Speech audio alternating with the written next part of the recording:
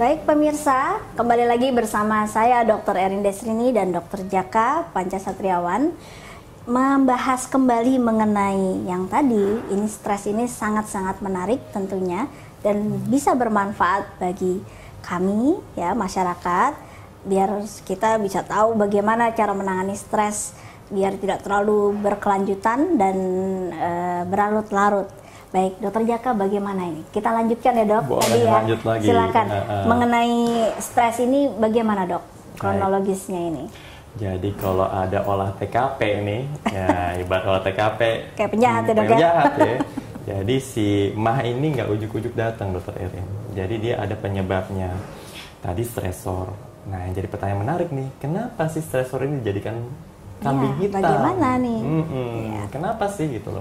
Ternyata stres ini itu memicu aktivitas dari saraf kita. Dalam tubuh kita tuh ada dua jenis saraf yang kita anggap sebagai dominan untuk mengontrol keseimbangan tubuh kita. Ada yang namanya simpatis. Nah, itu bukan beda sama simpatisan ya. Betul ya. Simpatisan tuh beda topik. Iya, Tapi iya. di sini ada simpatis dan parasimpatis. Jadi kalau simpatis itu ibaratnya kalau kita tuh selalu siaga, sigap. Jadi mengontrol sadar dan ketidaksadaran kita ya. Tidak sadar ya, kita. Dok, ya? Sementara parasimpatis itu yang santai, yang rileks. Nah, stresor itu akan terus memacu saraf simpatis kita. Jadi kita selalu siaga, selalu tegang, selalu apa ya, nggak enak gitu loh. Pokoknya selalu anxiety ya. Anxiety, Ya. berarti kayak cemas melulu gitu ya. Nah, dari simpatis ini ternyata dia nggak sendirian, dia juga merangsang hormon. Nah, hormon ini yang pada akhirnya si simpatis sama hormon ini dia makin meningkatkan lagi produksi dari asam lambung. Nah, ternyata nggak cuma asam lambungnya doang, nggak cuma penyerangnya nih, backnya diserang juga. Nah, pelindungnya Jadi double tadi ya, Dok? double. Double acting. Double acting. Jadi dual effect ya, Iya, bahasa oke. kerennya. Penyerangnya ditambah, proteksinya juga dikurangin. Itulah yang menyebabkan kenapa stres itu sangat-sangat berperan walaupun kita sudah menjaga kondisi tubuh kita dengan sangat baik. Jadi penting sekali bagi kita untuk memanage stres. Nah, kalau untuk memanage stres banyak faktor dan banyak cara Dokter Erin. Itu dok, bagaimana dok Betul. kira-kira tipsnya ini? Biar kita Tipsnya- nggak stres terus. Stres itu banyak ya penyebabnya, tapi bagaimana kita menyikapinya. Nah, salah satunya mungkin bisa dibantu dengan kalau misalnya itu terkait sama deadline kita, mungkin kita manage waktu kita dengan lebih baik, seperti itu. Kemudian kalau memang itu terkait dengan pola kita yang memang penuh dengan stres, kita cari penyebab stresornya apa. Kemudian kita manage stres kita. Namun bisa juga dibantu dengan cara-cara lain, seperti misalnya ada yang saat ini juga cukup membantu yoga, katanya juga untuk olah Olahraga ya, Dok, ya? pernapasan, olahraga dengan teratur, berkumpul dengan keluarga, berkumpul dengan rekan-rekan seperti kita ini dokter. Iya betul. Nah, kita bagi itu sosialisasi, penting ya, Dok. betul. Bercanda, Bercanda. ya. Yang terus awet muda, segar. Nah, segar, bugar. Bugar. Jadi selalu fit terus. Dan itulah yang membuat kita bisa manage stres dengan baik. Di samping kita juga menjaga makanan kita dengan baik. Betul. Nah. Kira-kira ada tidak dok ciri-ciri orang yang wah ini orang ini asam lambung nih pasti. Bagaimana dok? Oke, kalau tentang orang-orang yang memiliki gejala asam lambung tidak bisa ada langsung, nggak kayak ada tulisannya saya penderita asam lambung, Nggak ya, nggak nggak ada mungkin ya. tulisannya, atau di perutnya ada tulisan saya penderita asam lambung, nggak bisa kayak gitu. Memang gejala-gejalanya ada gejala yang muncul awal. Jadi misalnya penderita atau pasien tersebut itu gejalanya misalnya nih, kok sering lambungnya terasa penuh, jadi kok makan kok rasa sebah, itu awal-awalnya, atau rasa nggak enak di perut terus pusing, ya, kemudian rasa terbakar di lambung. Kemudian biasanya karakteristiknya adalah tipe-tipe orangnya ini tipe A kalau bahasa kerennya. Oke, Tipe tipe A A itu yang gimana? banyak stresor. Jadi ambisius gitu ya, ambisius, targetnya Oke. banyak. Nah, jadi bukan berarti kita nggak boleh target, nggak berambisius, tentu boleh, karena itu juga penting dalam kehidupan kita, tetapi bagaimana memanage hal tersebut. Nah, jadi kalau ciri-cirinya, kalau orang-orang dengan yang tipe-tipe A, dia cenderung lebih besar peluang. Saya katakan tidak pasti dia menderita MA, tapi dia besar peluangnya untuk menderita sakit lambung.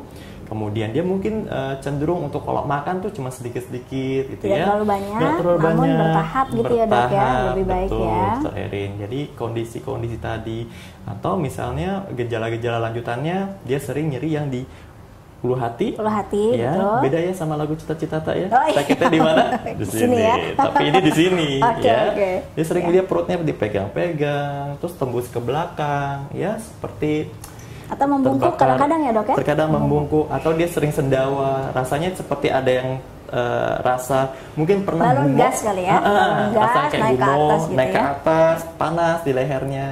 Jadi kadang datang ke dokter bukan keluhan lambung, jadi dia keluhannya, kok dok saya sering ngerasa nyangkut, apa tidak nyaman di tenggorokan, panas. Nah itu gejala-gejala awal. Atau sering sendawa, atau mohon maaf sering buang angin. Ya. Nah jadi itu suatu gejala kumpulan yang disebut sebagai dispepsia. Oke. Seperti itu Dr. Erin. Dok, terkadang kita tidak bisa meremehkan asam lambung ini ya. Tuh. Banyak yang bilang saya sakit asam lambung, tapi ternyata jantung. Bagaimana nih dok? Bisa tidak kita mengetahui bahwa oh ternyata ini bukan asam lambung ya, tapi ini sakit jantung. Oke, betul sekali Dr. Erin. Seringkali pasien-pasien datang ke unit gawat darurat dengan keluhan ternyata di awal dibilang nyeri di ulu hati, ternyata jantung. Karena gini, sarafnya bagian jantung sama sarafnya bagian lambung itu sama-sama punya satu kabel yang mempersarapi. Ibaratnya tadi back yang kanan sama yang kiri sama-sama terhubung. Nah, jadi kalau yang satunya sakit, dia masih ada rangsangan yang menuju ke arah lambung. Biasanya gejala-gejala yang tidak khas ini ada penyakit penyerta lain, tidak ujuk-ujuk, karena ada keluhan yang khas untuk daerah dada. Okay. Seperti kalau jantung dia nyerinya lebih cenderung di kiri, menembus ke belakang, atau menjalar ke lengan, ke rahang, itu lebih dominan keluhan terhadap jantung. Ya. Tapi kalau keluhannya di hulu hati dan cenderung ada keluhan mual, walaupun pada saat serangan jantung ada gejala mual muntah juga, tetapi lebih dominan, dan yang paling penting adalah lihat faktor resikonya. Nah, kalau faktor risikonya ternyata pasien ini atau penderita ini lebih dominan ke arah jantung, contoh dia mohon maaf berat badannya berlebihan, sering merokok, ya, kalau memang riwayat keluarga dengan kolesterol tinggi, atau riwayat sakit keluarga dengan jantung, dan memang ada riwayat pernah dipasang cincin atau di balon, lebih cenderung kemungkinan walaupun dia nyeri dada di tengah, nyeri ulu hati di tengah, ya, patut dicurigai, jangan-jangan juga keluhan jantung.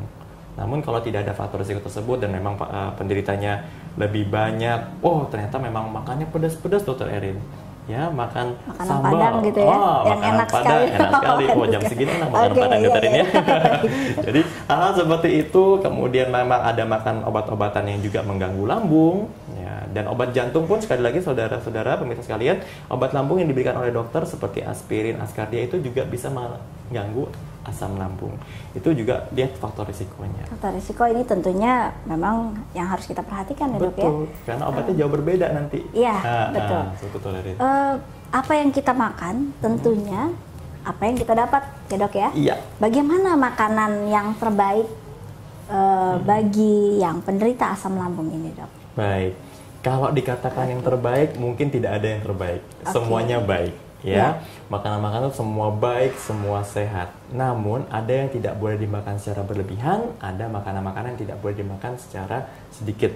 Ya, pada pasien-pasien dengan keluhan lambung, tentu saja makanan-makanan yang sifatnya iritasi, ya, yang tadi menyerang dinding lambung tadi, yang menyerang back, itu harus dikurangin. Oke, dok jangan dijawab dulu karena kita akan kembali setelah jeda pariwara berikut ini. Pemirsa tetap bersama Dokter Indonesia.